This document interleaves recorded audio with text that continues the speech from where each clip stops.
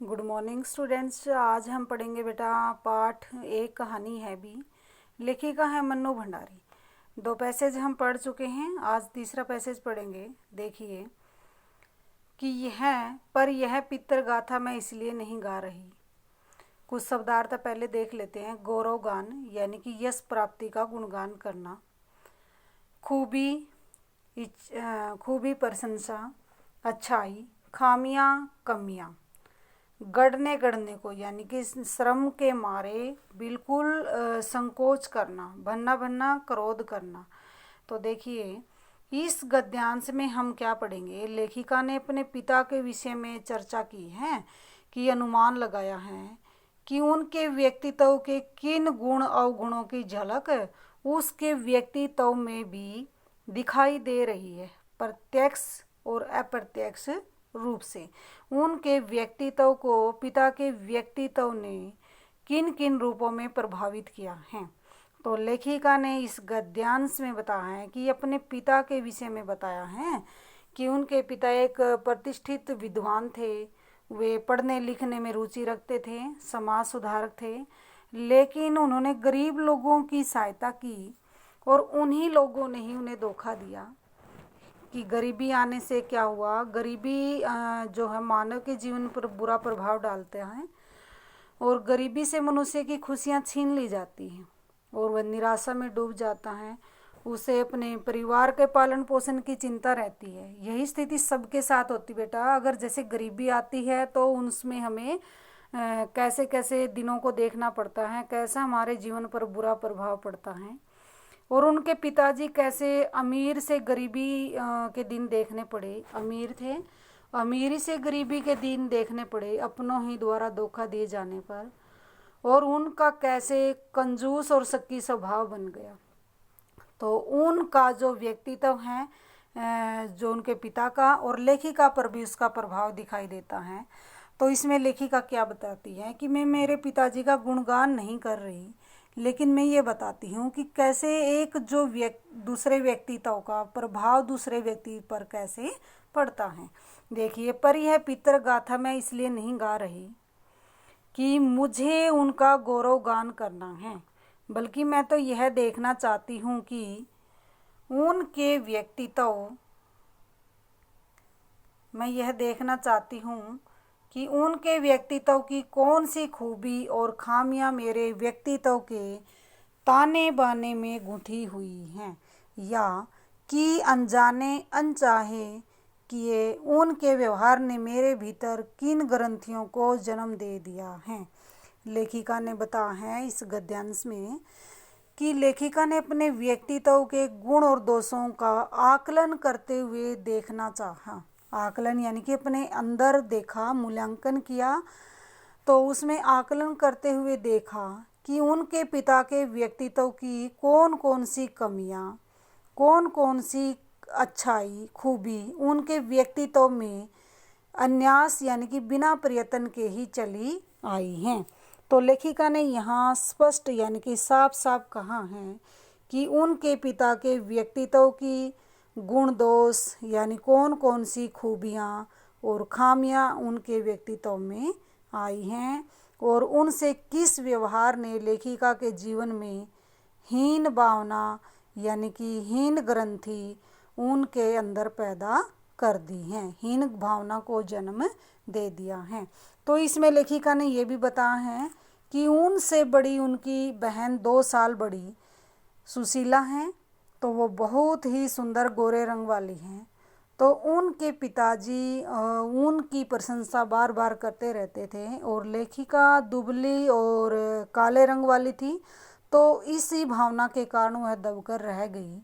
उनके अंदर हीन भावना की ग्रंथि ने घर कर लिया, तो इसका भी उनके ऊपर बुरा प्रभाव पड़ा क्योंकि उनकी बहन ज़्यादा सुंदर थी। उनकी बहन की अपेक्षा वह कम सुंदर और कमज़ोर होने के कारण उनके अंदर हीन भावना की ग्रंथि ने घर कर लिया। तो देखिए क्या बताया, उनके अंदर ग्रंथियाँ हीन भावना की जो ग्रंथियों ने जन्म ले लिया। मैं काली हूँ, बचपन में दुबली और मरियल भी थी। क्या बता कि मैं काली हूँ, काले रंग वाली थी। लेखिका कहती कि मैं काली थी और बिल्कुल ही दुबली पतली और मरियल सी थी। गोरा रंग पिताजी की कमजोरी थी।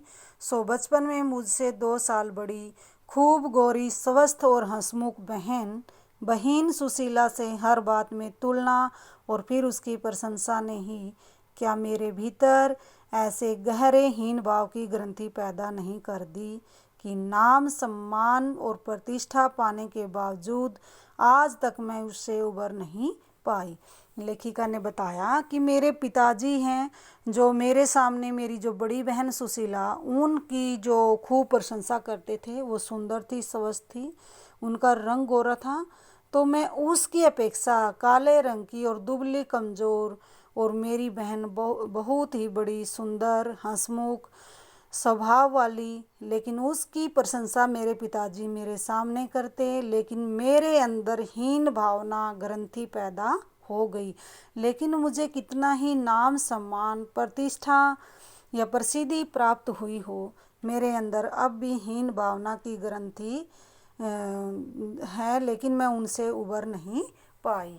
देखिए क्या बताया कि हीन भावना के आगे देखिए, उबर नहीं पाई। शायद अचेतन आज भी परिचय करवाते समय जब कोई विशेषता लगाकर मेरी लेखकीय उपलब्धियों का जिक्र करने लगता है, जब कोई मेरा नाम लेकर और मेरे बारे में मेरा परिचय पूछकर जब कोई मेरी प्रशंसा करने लगता है, मेरी उपलब्धियों का गुणगान करने लगता है, जिक्र करने लगता है, तो मैं संकोच से सिमट ही नहीं जाती बल्कि गढ़ने गढ़ने को हो जाती हूँ। क्या बताया कि मैं बिल्कुल सिमट जाती हूँ संकोच के मारे, मेरे अंदर हीन भावना, लेकिन मुझे प्रशंसा नहीं होती जब कोई मेरी उपलब्धियों का गुणगान करता है।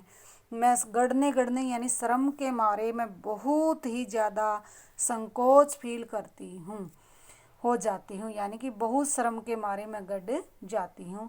शायद अचेतन की किसी परत के नीचे दबी इस हीन भावना के चलते अपने किसी भी उपलब्धि पर भरोसा नहीं कर पाती, सब कुछ मुझे तुक्का ही लगता है।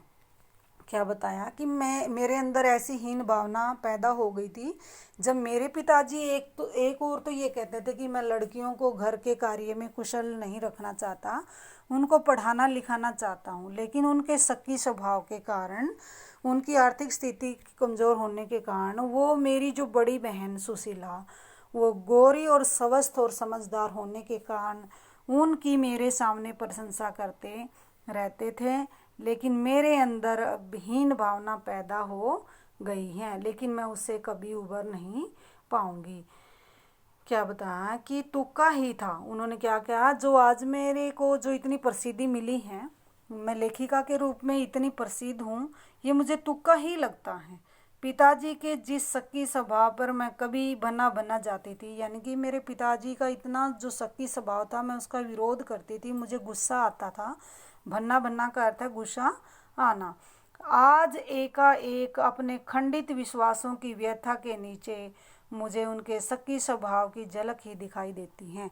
लेखिका ने क्या कहा कि मेरे पिता का जो व्यक्तित्व था, उनके मेरे जीवन पर उनके व्यक्तित्व का बहुत ही गहरा प्रभाव पड़ा, यानी कि मेरे विश्वास थे जो वो टूट चुके हैं, खंडित हो चुके हैं, और मुझे भी शक्की स्वभाव का बना दिया, यानी मेरे अंदर भी अब वैसे ही झलक पैदा कर दी हैं। यानी पिता के अनजाने और अनचाहे व्यवहार के कारण कब मेरे अंदर, मेरे व्यक्तित्व में हीन भावना की ग्रंथियाँ उत्पन्न कर दी हैं और मैं भी शक्की स्वभाव की बन गई हूँ। तो बेटा आज हम यहीं तक करेंगे, झलक ही दिखाई देती हैं। नेक्स्ट पैसेज हम कल करेंगे। तो इसमें बेटा हमने क्या पढ़ा, उनके पिता की नवाबी आदतें थी, अहंकारी था, तो ऐसा उन्होंने, उनकी आर्थिक स्थिति ने कमज़ोर बना दिया।